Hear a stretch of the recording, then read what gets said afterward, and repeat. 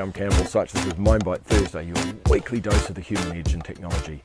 This week, lifelong learning and what you can do to make sure that in these exponential times where everything is changing at such a rapid rate and an increasingly rapid rate, where the knowledge that you've got today may be useful in 2 years' time, but in 5 to 10 years' time will almost certainly be far less valuable or possibly completely obsolete, and a whole bunch of the jobs and the information that we know, the tasks and the techniques and the tools that we know to be able to do a job in 5 years or in 10 years hasn't even been invented yet, or doesn't even exist yet.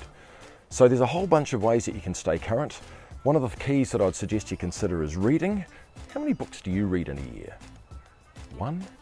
I'm talking non-fictional books, so books that are in the area that you're interested in, your tools and techniques and skill space, or an area that you want to move into. Is it 1 book a year? 2 books a year? Maybe you do 1 book a quarter? Maybe 1 book a month? For a lot of us, 1 book a month, that's probably about it. And when you think about the time it's involved, you go, oh, how am I ever going to be able to do that? Well, here's something to consider. There are book summary services. There's 5 or 6 really good ones. Blinkist, Optimize, Story Shots, Insta Read, and there's one other one that I can't quite remember, but I'll put a note of it up here.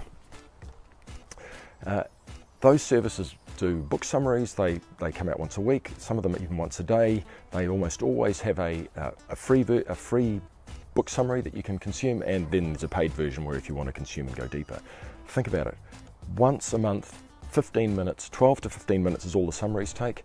Once a month, read a book, read this book summary, pick out one thing of it and go and apply it. That's 12 new things in a year. What if you did that weekly, 15 minutes a week, 12 to 15 minutes a week? That's 50 things in a year. And what if you did it twice a week, once on the weekend, once on maybe Tuesday?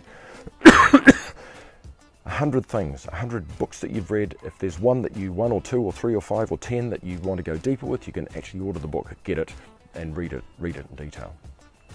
So something to consider to help you stay current in your career, to make sure that the exponential change that's going on in the world today isn't going to leave you behind, and you stay current, and that you pick up on the new things that will help you in your career, help you in your life, and hopefully give you a sense of satisfaction and some real growth. Something to consider. Campbell Such, that's Campbell Such, Mindbite Thursday for this week. Over and out. See you next week.